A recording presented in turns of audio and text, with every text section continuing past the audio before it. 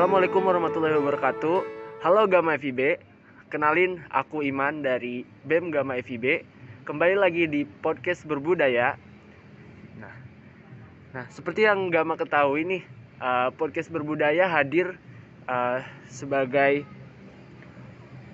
podcast yang memberikan pengetahuan mengenai kesenian dan kebudayaan yang ada di Sumedang. Nah, kali ini podcast berbudaya akan mengenalkan mengenai tarian Sunda yang ada di Sumedang. Nah, tahu nggak nih Gama? Tarian Sunda ini ada beragam loh. Yang pertama ada tarian Jaipongan, lalu ada tari wayang dan tari topeng. Nah, dari tarian-tarian Sunda ini juga tersirat berbagai pesan di dalamnya seperti cerita rakyat dan cerita kerajaan. Nah, maka dari itu untuk mengenal lebih dalam lagi tarian Sunda, saya bersama Kang Yayan selaku pelatih dari Sanggar Galaksi Nongnong akan sedikit membahas tentang tarian Sunda yang ada di Sumedang gitu ya Kang. Nah, mungkin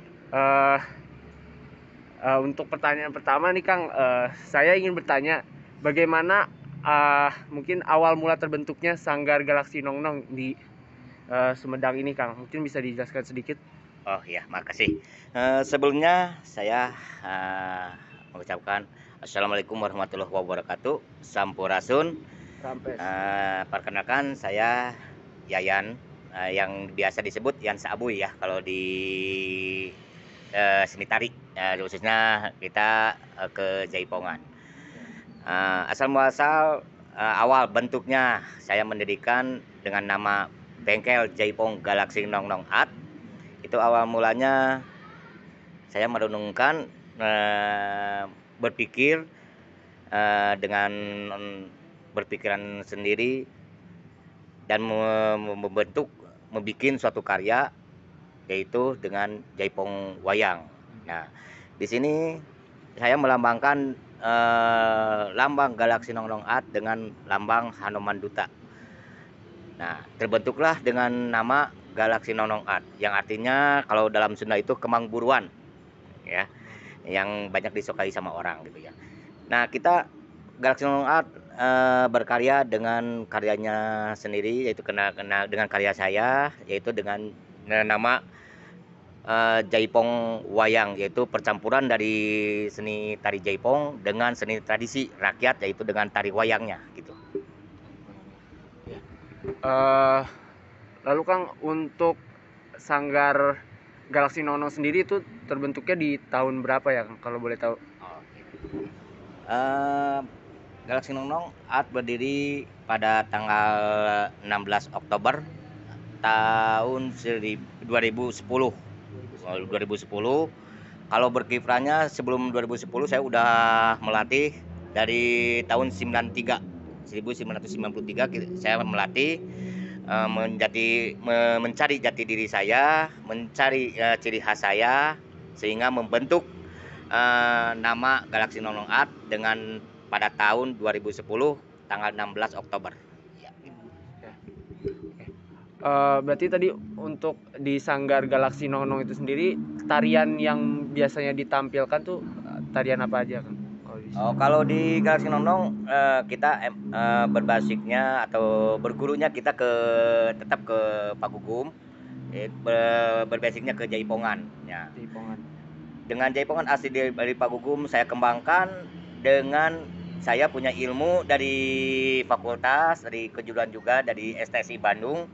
Saya menggarap, saya melatih dengan tarian wayang, yaitu tarian klasik yang generalisasinya tari wayang. Nah, di sana saya membuat suatu karya yang bisa apa enggak gitu ya. Saya membuat karya Jaipongan disatuin dengan tarian-tarian klasik. Nah, itu. Oh, jadi tetap tari Jaipongan gitu, Iya. tapi ada gabungannya dengan tari-tari klasik. Nah, itu. Oh ya. Lalu untuk Sanggar Galaksi Nongnong itu sendiri sering tampil untuk acara apa aja Kang biasanya? Kalau Galaxy Nong Nong Art itu tampil berbagai macam eh, momen ya. Dari segi kita tampil dalam bidang ke lomba dulu. Galaxy Nong Nong suka tampil dalam lomba-lomba, dalam ajang-ajang yang alhamdulillah nggak hanya di Bandung aja atau nggak hanya di Jawa Barat aja, tapi bisa ke luar Jawa juga, bahkan kemarin ke luar negeri. Itu tampilan ke untuk lomba. Contohnya lomba kita sudah memenangkan lomba kejuaraan di UI Universitas Indonesia udah 3 tahun kita berturut-turut juara 1. Alhamdulillah kita juara 1 berturut-turut. Kemarin terakhir sebelum corona kita dapat juara umum. Kedua di Anjungan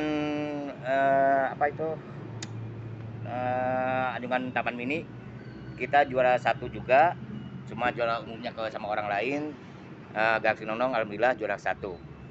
Terus ajang yang lebih dahsyatnya lagi dari talent, kita masuk 5 besar Got Talent Indonesia waktu tahun 2012. Nah, 2012 kita masuk Got Talent 5 besar se-Indonesia. Nah, kemarin lagi kita ikutin lagi Got Talent juga. Kita ikut Got Talent se-Asia, bahkan se-Asia Tenggara. Nah, kita mengikuti dari Bandung audisi sampai ke Jakarta, sampai ke Malaysia, bahkan terakhir sampai ke Singapura. Di Bandung kita lolos, masuk ke Jakarta, lolos juga, final di semifinalkan di Malaysia. Di Malaysia alhamdulillah kita masuk final. 5 besar Indonesia, 5 besar Asia kita masuk. Jadi yang untuk Got Talent untuk ke Amerika itu diambil 10 peserta dari Asia. Kita masuk 5 besar. Nah, makanya kita masuk.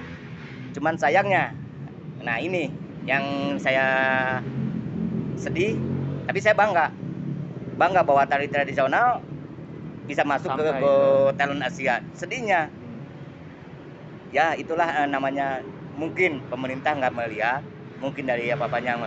Saya udah mengajukan sesuatu, kita nggak punya biaya. Nah, gitu. Untuk ke Amerikanya, Pak. Bahkan nanti di Amerika ada uang ganti, cuman kita untuk uang kesananya ongkosnya satu orang 20 juta kita nggak sanggup bayar gitu. Nah, itu yang saya sedihnya itu. Nah, terus ajang-ajang itu ajang dari lomba ya, kita alhamdulillah sampai ke Asia, bahkan sampai ke di Bali juga kita juara 1. Isi Jogja kita juga pernah, isi Jogja mengadakan. Setiap universitas, cuma Sanggar Galaxy Nong aja yang sanggar satu-satunya ikut ke universitas, yaitu Galaxy Nong. Alhamdulillah kita juara ke-1. Nah, kita kembali ke acara yang berikutnya, atau ke acara yang itu yang disebut untuk ngisi-ngisi acara ya. Dari pemerintah saya sering ngisi-ngisi acara, bahkan dari Galaxy Nong Nong udah mengatur acara Asia Afrika juga, Kota Bandung. Nah, sekarang di Galaxy Nong Nong pindah ke Sumedang, belum 1 tahun lah. Kita pindah ke Sumedang, belum ada acara-acara di Sumedang, belum ada acara-acara intasi, mungkin masih perkenalan dulu kalau di Sumedang. Kalau di Bandung atau di provinsi, Parbud Bandung dan provinsi udah mengenal mungkin Galaxy Nong Nong Art. Oh, berarti tadi selain hadir di acara-acara kesenian juga, Galaxy Nong Nong udah sampai ke internasional gitu ya? Alhamdulillah. Iya. Oke. Bahkan Galaxy Nong punya murid sekarang buka sanggar. Jadi bukan di Indonesia lagi. Bahkan alhamdulillah sampai sekarang dia di Amerika buka sanggar. Di Amerika mengembangkan tarian-tarian Galaxy Nong Nong. Alhamdulillah. Sampai sekarang kalian bisa dilihat dari Facebooknya Nyai Jaipong. Itu orang Amerika. Dia buka sanggar dengan tarian-tarian saya. Gitu. Oh ya, jadi dia awalnya tertarik gitu ya Kang ya? Betul. Lalu langsung buka sanggar di sana gitu. Betul. Ya. Oke. Nah, dari tarian yang tadi sudah dijelaskan sama Akang nih Kang, eh dari tarian yang tadi kan dari Jaipongan terus dipadukan dengan tarian klasik ya. Iya. Nah, itu mungkin bisa dijelaskan sedikit Kang, apa sejarah dari tarian yang Jaipong wayang. dicampurkan itu ya, Iya. mungkin Kang. Eh, Sejarah saya membuat suatu karya yaitu Jaipong wayang. Asal mulanya Ya. saya berdiri di menata berjalan di Jaipongan sebelum ke STSI Bandung. Sebelum saya kuliah ke STSI Bandung, saya berjalan di Jaipongan udah 3 tahun, 4 tahun, 5 tahun, baru saya kuliah. Jadi bukan kuliah dulu, tapi saya cari dulu ilmu Jaipongannya gitu. Sampai 7 tahun baru udah tahu tentang Jaipongan, baru saya bisa kuliah. Itu juga sambil biaya dari hasil ngelatih dari Jaipongan kuliah. Nah, kita kuliah di SSI sampai akhir, dan saya sangat senang gerak-gerak wayang. Nah, ini inspirasi tentang Jaipong wayang ya. Kok saya berjalan di Jaipongan, tapi saya lebih suka ke gerak-gerak wayang. Tapi saya nggak bisa benar atau enggaknya, atau bagus atau enggaknya. Itu gerak yang saya gerakan. Tapi saya cuma tahu gerak-gerak wayang-wayang yang oh ini begini gitu. Nah, saya berpikir, saya ngelamun, lihatlah ini tarian wayang golek. Saya melihat wayang golek yang ditariin sama Bapak Abah Hasep Sunar-Sunaria. Saya melihat waktu itu dalam lakon Hanoman lagi narik. Kalau Hanoman digerakin, nah saya terinspirasi. Nah di situ gerakan-gerakan Hanoman saya diinspirasi sampai sekarang lambang Galaxy itu Hanoman digambarkan sama Hanoman. Nah, saya berpikir bagus enggak ya Jaipongan kalau gerak klasik dimasukin ke Jaipongan. Nah, saya coba sambil bikin musik sampai saya jual motor, pingin satu karya, saya jual motor bikin musik Hanoman Duta. Itu judulnya pertama saya bikin karya itu, namanya judulnya Hanoman Duta, Jaipong Wayang Hanoman Duta. Saya bikin musik, jual motor, sampai bikin musik sama pemusik di STSI, sampai berjalan kaki lah dari Buah Batu ke Jatinangor, saking pingin punya karya. Ya, akhirnya nyampailah musik jadi, dan tarian juga jadi.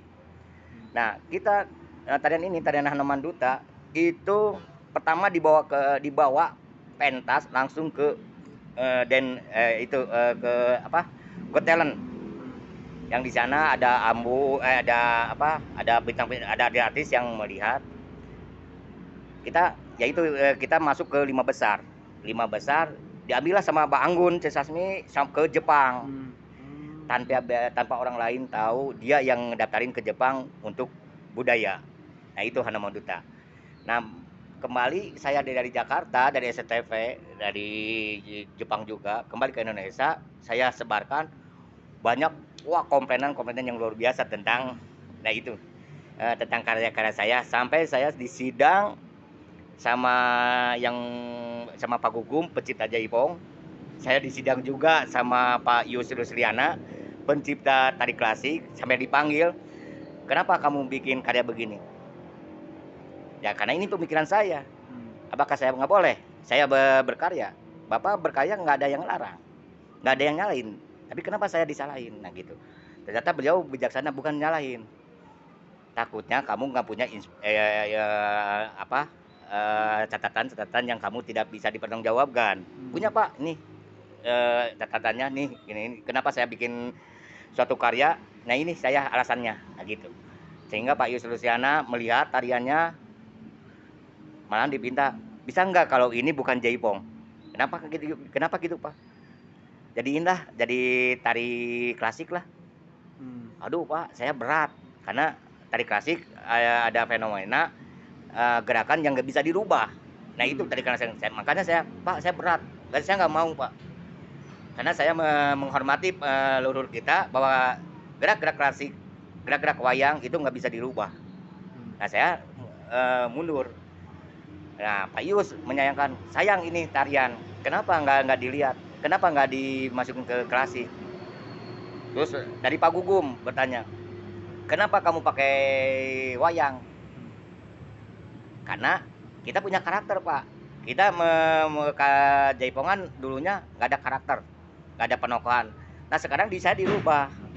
Jaipong wayang itu dirubah menjadi ada sebuah penokohan.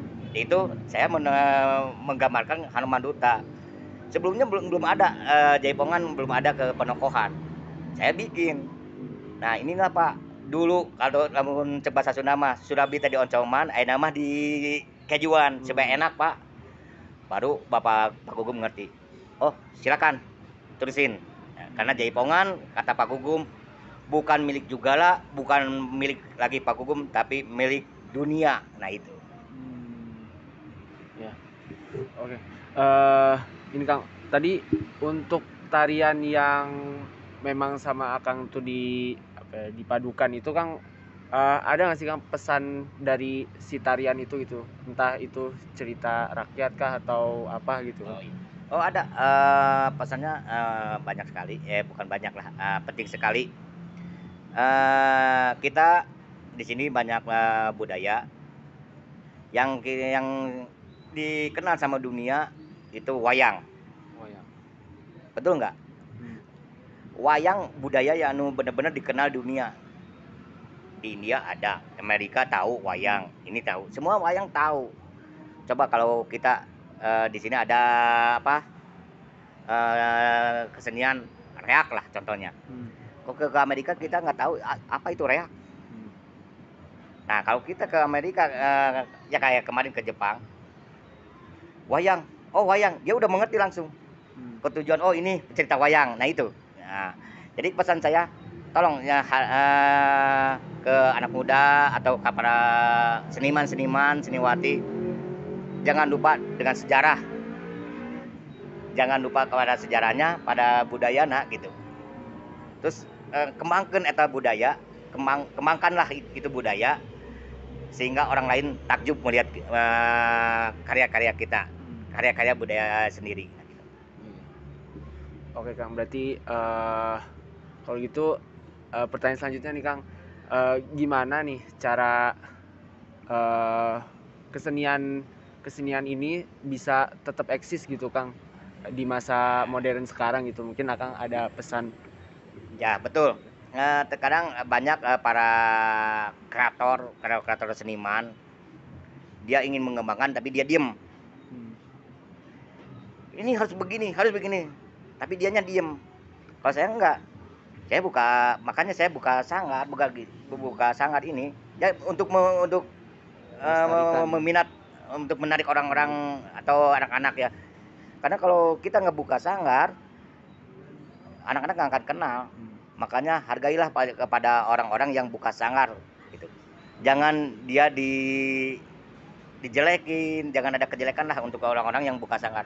Karena beliau lah yang penerus untuk mempertahankan budaya itu. Nah itu satu. Terus keduanya, kita harus mau ke tiap daerah. Saya contohnya ini saya udah buka Sukabumi, Garut, Karawang, Purwakarta. Saya berkembang ke Bogor. Sekarang ke Bogor.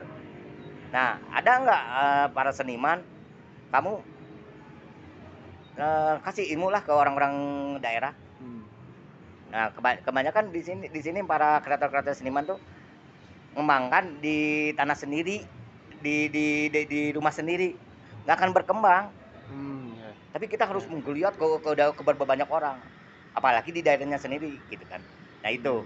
Jadi tolong hargain para orang-orang yang punya sanggar, hargainlah kepada para pelatih-pelatih, kepada koreografer yang mengembangkan seni budayanya itu.